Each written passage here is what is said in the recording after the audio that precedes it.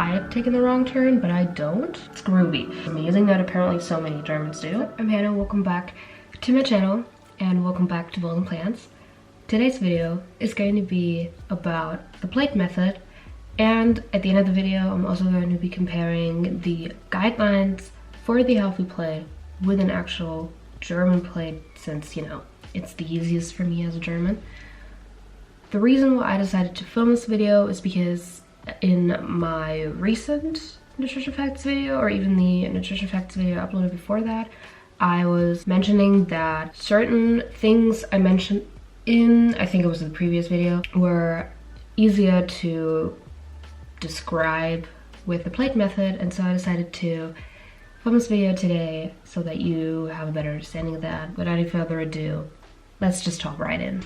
So what is the plate method? The plate method is a guideline for healthy and balanced meals.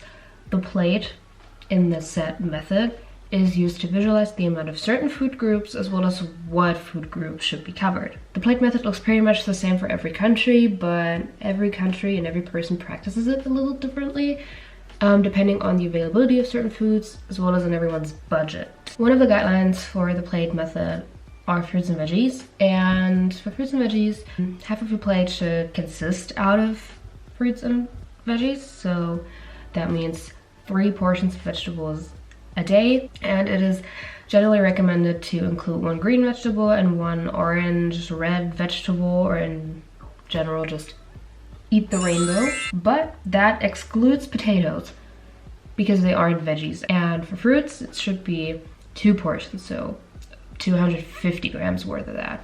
And that is because we all know fruits are high in sugar, and too much sugar, even though it's from fruits, is unhealthy to our bodies, so more veggies should be consumed. Carbs, I think, kind of a food group that is more or less likely popular. Some people consume a lot of it, some people cut it out completely.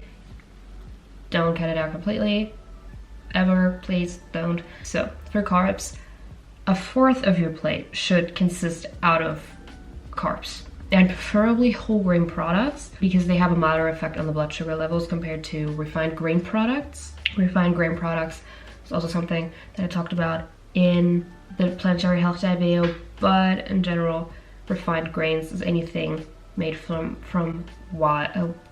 not wildflower, white flour. And whole grain, basically pasta, toast, bread, whatever, and quinoa would also work, even though I know quinoa is not whole grain. Technically, it's not even grain at all, but it is part of the carbs group. As you can see on this graph, we've already talked about the fruits and veggies, which should take up about 1/2 of your plate, and the carbs, which should take up about 1/4 of your plate. So 1/4 is missing, or still left for us to discuss. And the last 1/4 should be protein, such as legumes or nuts. So less red meat and cheese, and no processed meat really. Also, I talked about in the planetary health diet as to why red meat consumption should be reduced. But in general, I think something that we all know is that animal-based protein sources increase the risk of causing cancer and CVD. CVD is cardiovascular diseases such as arteriosclerosis. Plant oils and water are not part of the plate method itself, but still very important for the diet anyway. You should consume or drink about 1.5 liters of water per day, which is about 51 fluid ounces. Coffee and tea are also okay, but no sugary drinks, or at least not too often. For plant oils, on the other hand, of course, preferably healthy plant oils such as olive oil, rapeseed oil, sunflower oil, peanut oil, etc. Coconut oil is not incredibly healthy. It's actually not really healthy at all, even though it is a plant oil. It's just super high in omega-6, not omega-3, omega-6 fatty acids, and those increase inflammatory processes in their body. So, big question. What does an actual German plate look like?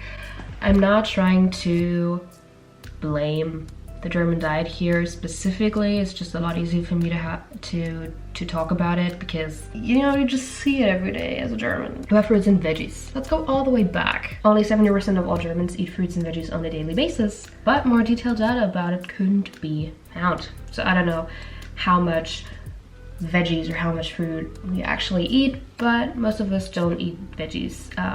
Only 70% of us eat veggies on a daily basis. Still a lot, it's more than half of it, but still, that doesn't mean that even though we eat it on a daily basis, we actually eat enough of it, the carbs. On average, we eat less carbs than we're supposed to. For example, 230 grams is recommended for women. Women usually only eat 220 grams. Recommended for men to eat 300 grams per day, and oftentimes they only eat 270 grams. Most of these carbs are mono and disaccharides. As quickly as the blood sugar rises because of the mono and disaccharides, it also just drops as quickly, which is bad for the health, you know, because the blood sugar level is just constantly doing this technically. Yeah, it's groovy. Oh god. So for protein, Germans eat a lot of protein. If I say a lot, I mean a lot, and mainly from meat. Yeah, usually you should eat about 1 gram of protein per 1 kilogram of your body weight.